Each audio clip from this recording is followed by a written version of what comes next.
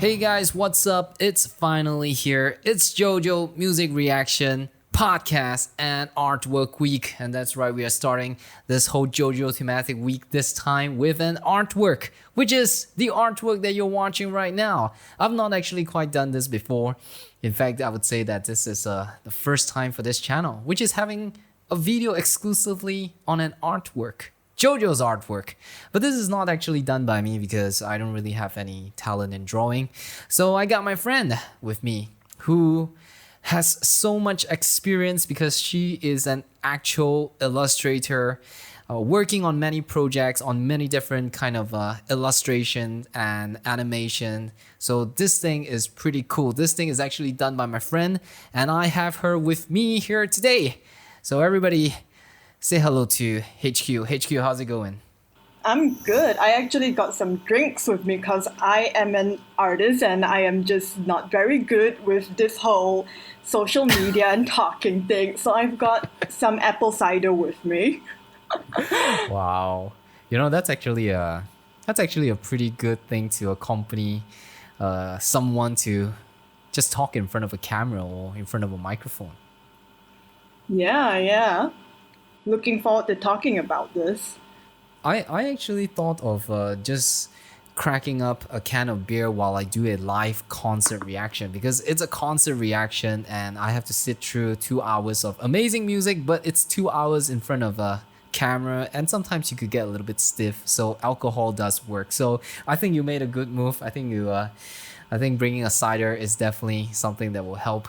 But hey, you and I, we share something in common. We are both into JoJo's Bizarre Adventure, surprisingly. Yeah, very much. Very aggressively as well. So which part of JoJo that you got hooked onto at first? Part 4. I started with part 4. In fact, it's very weird. I started in the middle of part 4 because some of my friends were watching it, so then I just started watching with them and it happened to be roughly like the Dice episode or something and it was so weird. It was downright bizarre and I was hooked towards the end. I was like sold absolutely by the end of the season. You know, if you're saying that you watched the 4th season halfway through, I would say that you jump in at the right time because if you were to watch JoJo's Bizarre Adventure season 4 part 4, if you're a first time JoJo fan, it gets a little bit hard to get into because it kind of feels like a little slice of life story instead of like the stories you heard of what JoJo is. So I think you did start on a good note. But hey, tell me more about this artwork that we're working. How did it start? Because we spoke about like, hey, do you want to just get on board? I'm doing something in JoJo week. Do you want to get on board and do an artwork since you're a fan of JoJo? But I absolutely leave all the ideation and all the creative to you. I didn't even ask how you're gonna do it. I'm just basically like, hey, you want to do something? And yeah, that's what you did. So run me through, man. What runs into your head when it comes to coming up with this? So when you asked me, do I want to do a JoJo thing, I was like, absolutely, pretty much yes, because I needed an excuse to draw JoJo fan art. Because when you're working, sometimes it's just, you keep thinking you gotta work, but sometimes I just want to draw fan art. And I realized I have never drawn all 8 parts of them together before. And so I figured with a solid deadline, with a real purpose to get into it, I can do something bigger and more elaborate. So all 8 JoJo's together, all the little tidbits and Easter eggs in there, I just really wanted to do it that way. You know, I've seen so many of fan art. I'm not so sure even the ones that I'm looking at is a fan art or is it official art where they put all of the 8 JoJo, sometimes 6 and 5 into one picture. But it's always in the official JoJo style. I've never quite looked into more of the variety, but looking at this picture right now and seeing all 8 of them and in your own style, it's actually pretty amazing. You know, as right now we're looking at the video and you are slowly coloring it. So how did you position them together? Did you take in consideration of their poses to firm up which one? Who do you start with? So when I started this, I already knew that I wanted to capture each of their personalities in their poses. And because I read the manga all the way to part 8 already, I had a pretty good idea of the characters that don't ever appear in the anime, like Jolyne and Johnny. So then I just figured I would start from Jotaro because he's the most easy to spot one. He's the most iconic JoJo of all, even if, like, yeah. So then I started from him, just kind of, like, I go blind a bit when I start drawing things, so I'm not entirely sure what goes on. But I just started fitting all the shapes together and forming all of the characters into a sort of circle, because I knew that circles were good for shirts, and they could fit on a lot of things. So it was perfect for the purpose. And then after that, I just fitted all the little Easter eggs and tidbits like the brick snake, which is hilarious, and the turtle and all of that. I just fitted it in between the characters as close to their actual parts as possible. You know, as I'm looking at as I'm looking at the video right now, that's right, for all you guys who are listening to this, we're watching the same video that you're watching right now, so everything is first time for us as well. So the part that I was noticing is that I didn't quite remember the turtle and the snake. Who was it from? So that part would be from part 5. Specifically, the brick snake is from the mirror world when Giorno pulls that shit. I can't even remember what was his shitty ass explanation of it, but it was hilarious. And I was watching with my friends, and we were just losing our shit over it. It's just peak JoJo, and the turtle. Okay. Yeah. Yeah, I remember the turtle now because they spent a lot of time inside that turtle, and I didn't realize it was that turtle. But the mirror one, I have completely forgotten about it though. It's quite some time. Which one out of this Easter eggs that you put in, like Zeppelin's hat and as well as the mask, which one was it that is a little bit tough for you to decide what to put in? I would say part 8 Gappies, because like I have the beetle for him that appears later on in the manga. But then I figured that's the only thing I could put for him, and it seemed unfair because even like Jolyne has like the baseball and the cups and all that. But then I figured there's Yasuho and her roses, and I'm like, that's the best I can do for him. Hopefully there'll be more iconic things that pop up later on though. You know, even though the artwork that you put over here, it might seem like very simple. To me, it just came to me that there are a lot of things I didn't realize that were inside JoJo until you put it in. Like for example, the snail, very subtle. And I've just I would have. The cool thing is that it made me remember some parts of these JoJo stories. For example, I've read Jolyne. I finished reading Jolyne's part probably about 4 months ago, and I've completely forgotten about snail. Like I remember weather report, but I've forgotten about the whole imagery of snails, or even part 4 with the cactus plant that can move itself as alive on its own. I've completely forgotten about these things. So did you go back to the manga to spot for things, or are all these things just based on memory as an illustrator to look for things that just stands out?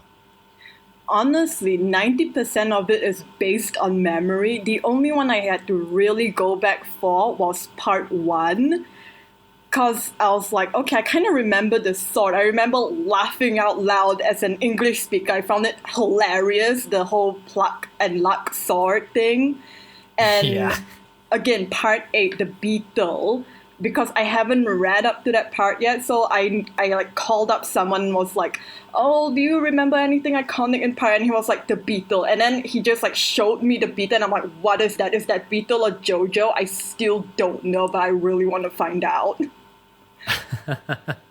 I've not read part 2, so let's just keep it that way, and hopefully, the people in the comment section below don't spoil me or what is that veto about. I've been saving myself from finishing JoJo as soon as I can. I've been like really trying to be patient about it, because after I got into the first and second, and for those of you guys who are wondering, my favorite is actually Joestar, and then suddenly moving on to Stardust Crusader, it was a little bit tough for me to get into it because of the whole format change. But then some part of me still wanted to get on board with this whole JoJo experience, so I went back to the manga and I read about it for Stardust Crusader, and then when I read the manga Stardust Crusader, I went back to the anime. I didn't see what I was complaining about before that, and I was wondering, wait, hang on, what was I complaining about Stardust Crusader? Because as soon as I go back to the manga, I instantly I felt like I wanted to watch how it looks like, and that's when I really start to get on with this whole JoJo thing, all the way to just finishing Steel Ball Run not too long ago. So I'm saving myself from reading part 8 since it's not finished, and I would really hope for it to just have much more chapters released so that I can just one shot binge on it. But if there's one thing I want to point out though, like me myself and this whole channel, it's all about music, and I've spoke so much about the arrangement, the composition, and the sounds, and all those very interesting stuff that the musician had have in store for us in the music. And I guess for a normal person, they probably wouldn't have that attention to detail. They'll just probably remember the solos and the melodies and the chorus, things that you just listen on the surface. And now that you mention on how you are able to remember all these things by memory, it just gives me an idea that, wait, so in the world of artists like yourself, do you guys look at an artwork, or whether if it's a manga, a story, a cartoon, animation, and do you see all the way to its detail instantly, such as the lines, the colors, the shading in an instant? Oh yeah, so the thing is, whenever I see anything visual, but especially like you say for manga and whatnot, I will just immediately pay attention to things like line weight, color schemes, and all that. Is part of the fun. And like the thing about JoJo is, you saw just now, I was looking at some Google images because Araki has a very, very specific way with color. And fun fact for those that do not know yet, though I guess if you're here you may already know, but Araki's characters, sometimes when he colors them, he says specifically that he does not follow any specific color scheme. He just picks colors from the emotions that he wants to portray for that piece specifically, which is why sometimes the character's color scheme changes. I see. Well, that's pretty interesting. I do notice that there's one thing in terms of your choice of color in this artwork, because we are specifically making an artwork that we love, and as well as making it available for merchandise. So there is a need to control the amount of colors and making sure that it's print friendly as well. Is that what's going on in this whole artwork? That's why there's like a restriction in terms of like fully using all kinds of colors? Pretty much. And because like JoJo is such a colorful show, if you just dump all of their actual colors in there, it is going to look like an ugly rainbow, which is also why I have the other artists' artwork on the site, because they use color in a very controlled way, and I wanted to take inspiration from them. And I have no shame about saying that I do look to other artists for inspiration as well. And as long as I am not doing like a straight copy of them, I am just borrowing from them, I am comfortable with it, because that's how any creative works, really. Yeah, I do believe, it's like between the words of creative and innovative, it's kind of hard to be creative today because everything has literally been done before, unless you just invent something that's completely new, completely unheard of, like for example, going to Mars or something like that. But the world right now, I think it functions on innovation, and the hard part to explain is when you're in a creative work, if you're in a creative world, the word creative is associated with it, and I think it's a very tricky situation to be in when it comes to like borrowing references or taking something that you like and then putting it onto your own work and then be misunderstood as like copying or stealing other people's work. Even something as subtle as like just following line patterns or colors, well, things that I can't really explain because it's art. I'm not that great in artwork. But all right, but another thing I want to find out as well, because prior to working on this, I've approached HQ is because I went to her Instagram and I saw that in her Instagram page there are existing JoJo artwork. So that's right, for you guys who are interested in HQ style of artwork, you can go to HQ's Instagram, which is Chickens Are Doodling, as well as Twitter. Link is in the description down below, and maybe if you want to work with her on a certain art, then you can contact her. But going into your Instagram page, I saw some existing JoJo artwork, and you have your own style. So when it comes to this picture, this artwork, how would you describe your style in terms of, to me, I can't explain too much in detail, but it does have a very, how do I say it? I mean, forgive me because maybe this might not be the best description. I look at it and I saw that, oh wow, it kind of brings me back to the times of watching Cartoon Network. Okay, so my usual art style, for those who do not know, tends to be really painterly, and I normally do not use line art, but in this case, I wanted to use line art because with a limited color palette, it's just a lot easier with line art, and it's always nice to try something new. So yeah, that was my thinking behind it. Right. Well, I would say that the first time when I saw the artwork, I instantly felt that, oh, this is pretty delicious. That's good. I don't know what's the right word to explain my feelings towards it, but I just like how the artwork looks so, I don't know, man. It looks so appetizable. It looks like something that is so healthy on a plate that I would love to take a picture of and show to everyone because it's just so inviting. Well, if some of my friends who know me in the past, they would know that I'm really horrible when it comes to explaining artwork. And HQ, you've worked with me a little bit. I work with you a little bit on artwork, and I'm sure you can recall those instances where I have no idea how to explain this thing at all, but I love it. Yeah, I think delicious is an excellent word. That's a very nice word. Yes, thank you. Very oftentimes I look at a piece of art and I go, holy shit, those colors are really delicious. And I don't know why that's the word that comes to me as well. So I guess whether or not you have art experience, sometimes your ideas do overlap with artists anyway. I see. Well, look, that didn't make so much of a fool of myself. All right, since this is a JoJo thematic week and people have heard who's my favorite joestar, which I've not quite explained it yet, but we're coming to an end of this video, and I gotta ask you this question, HQ. So out of all these joestars, man, and as well as higashikata, which one is your favorite?